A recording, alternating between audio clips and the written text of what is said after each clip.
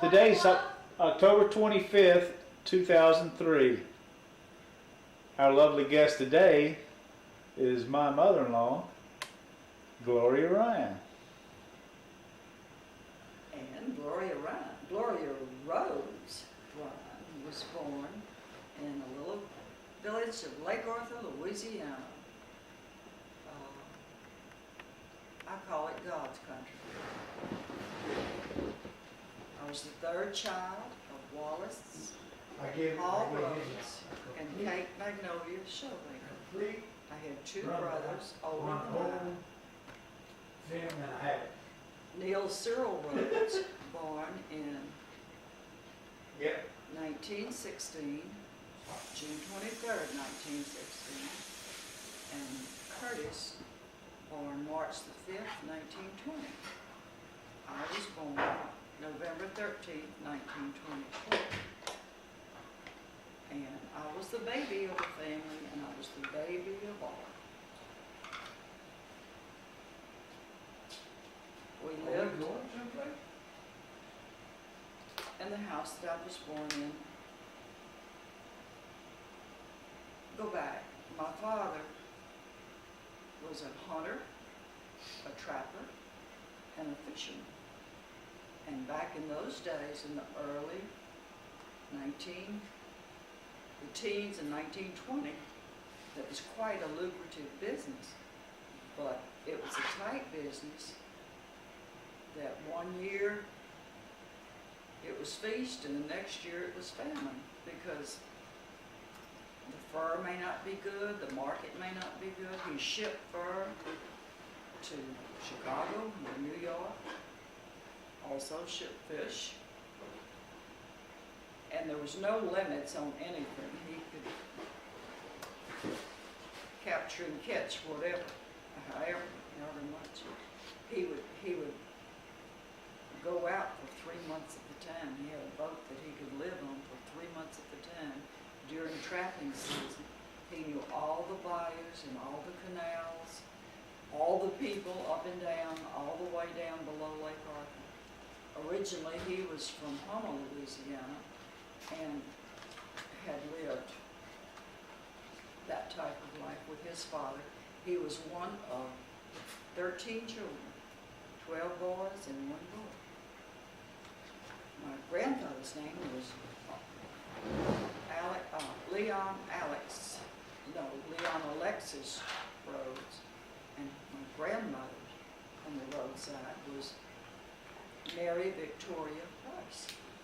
And when my father was a child, his parents lived in Montague, down below Montague, which was a canal waterway, and they had a big grocery store. My great-grandmother was killed in the 1909 hurricane. She and the daughter-in-law and the 2 babies of Uncle Walter's wife and 2 babies perished in that storm. And it was after that my father, after his mother's death, that my father left that area and moved to Lake Arthur, which he dearly loved. He loved Lake Arthur. And my mother was born in Martin City, but when they met at her grandmother's bedside, when her grandmother was dying, and he and a friend of his came to see my great-grandmother, on horseback. This is way, way back, horse and buggy days, and riding horses way back long ago. And he was engaged to another girl, but when he left that visit with my great-grandmother, he told his friend of my mother, that's the girl I'm going to marry. And they corresponded and courted. They didn't date back in those days, they courted.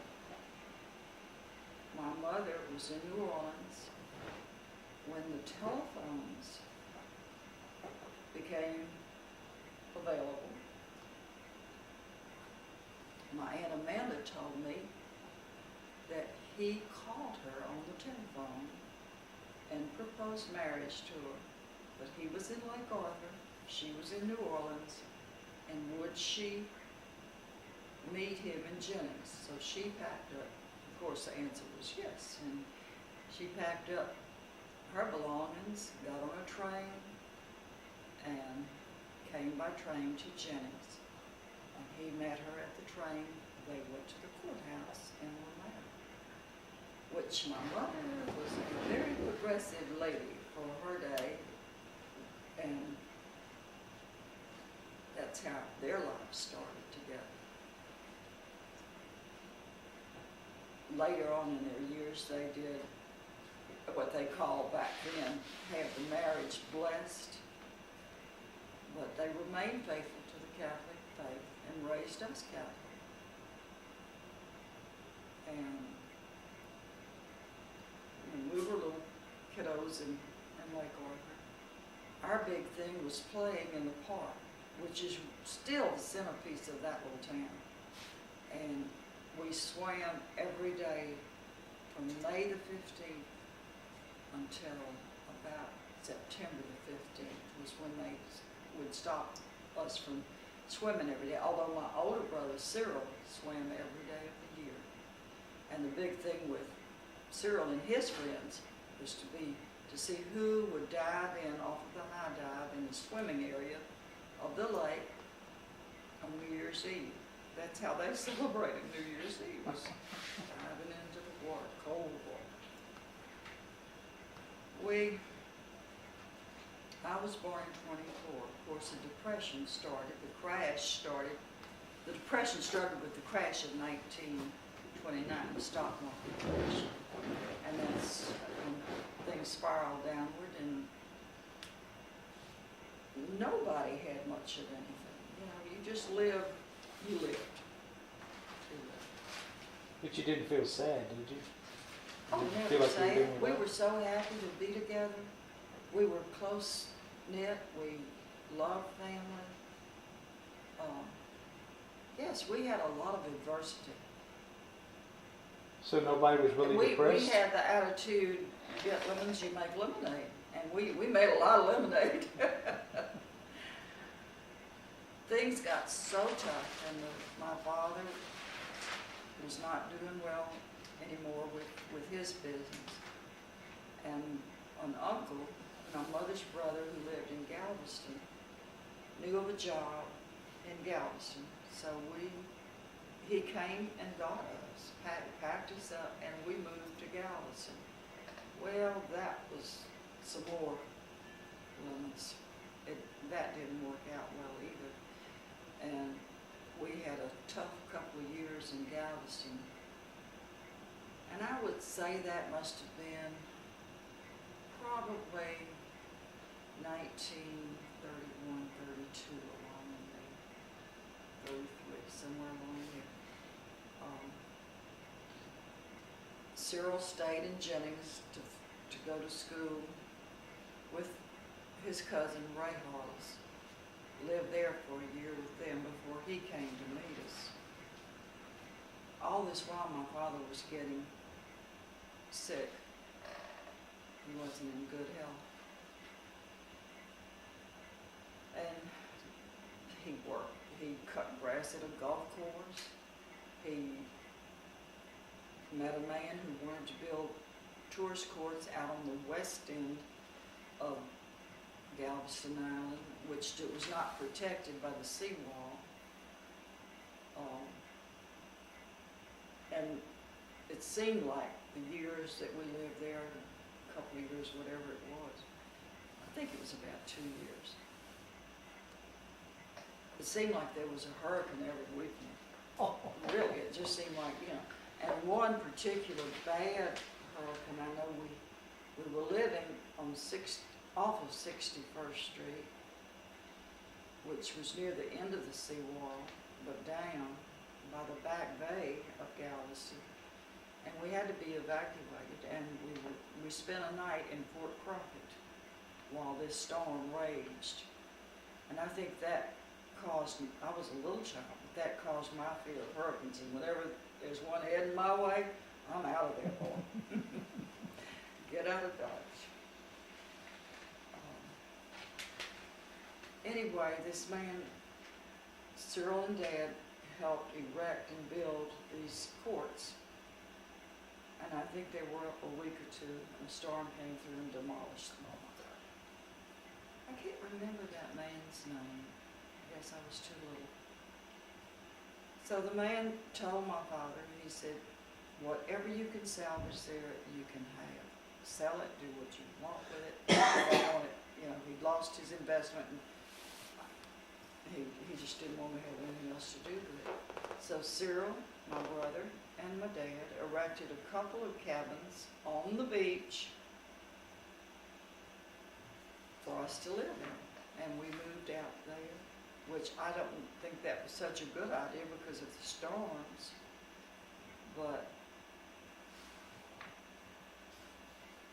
we had one cabin that was kitchen, and the table was made with a Coca-Cola sign. Just whatever, you just did what it was like playing, like children who play house. Well, we played house. We played in the surf, we fished crabs. I can still see my father and my brother, he's had a little pirogue. He had his pirogue with him. They would paddle out in the surf and go fishing. We ate well. We did. We ate well because we had, I guess that's why I still love seafood so much. My mother would walk the beach every morning, and boy, did she have a figure. She was tall, willowy, beautiful. Sheila looks a lot like me. Sheila does look a lot like Sheila does? Sheila does? Sheila does. Sheila looks a lot like my mom. Okay, we were kind of miserable, but one day, Curtis and I, the younger children, were in the cabin that we slept in, and we were crying, and we were boo-hooing.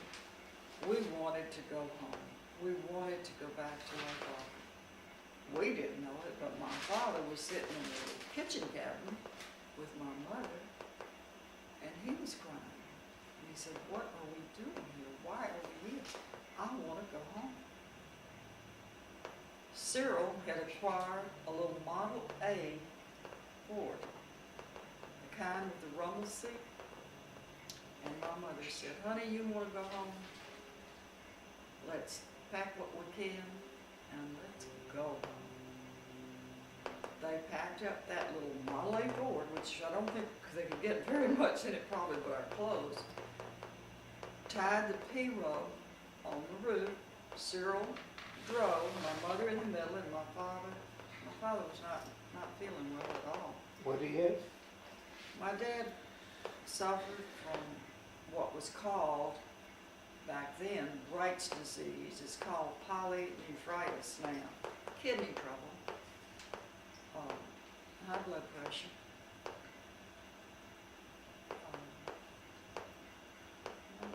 Bright's disease. One other diagnosis, but I don't remember what it was. Kidney trouble and Bright's disease, was Bright's disease, and high blood pressure. And Curtis and I rode in the rumble seat of that car all the way from Galveston to Lake Arthur, Louisiana. We got home, got back to Lake Arthur, had no idea where we would live, but we had friends. My family had friends because he just loved everybody and everybody loved him. My mother got to the park, pulled off her shoes and stockings. It had rained and there was a lot of mud, and she walked in the mud and let the mud squash between her toes. And that felt good after all of that sand. We rented a house just off the park. Set up housekeeping. And I don't really know where we got the furniture that we had, because we didn't bring any furniture home with us. I'm sure it was friends and neighbors who donated and gave us stuff to live with. And I still have a little chair. We got in that, my dad and my cousin Amelia was visiting, and I, a little girl, and he drove to Lake Charles to buy some chairs. He bought 4 chairs, 2 wooden chairs, and 2 little ladder back wicker chairs, seats, just little kitchen chairs. I still have one. It's a treasure. I love that little chair. I really need to do something with it. I need to either hang it on a wall and put a flower pot in it or something, but I still have it. I still have a feather bed from ducks that he killed, that he shot, that they saved the feathers and made feather beds with. You had feather beds in the wintertime, and you had moss mattresses in the summertime. The beds were changed. Moss was picked off of the trees and dried on a wire fence, and that was used in ticking material to make mattresses. And the feathers were hung in a bag to dry, and when they cured, feathers were used to make mattresses. And we slept on feather beds and moss mattresses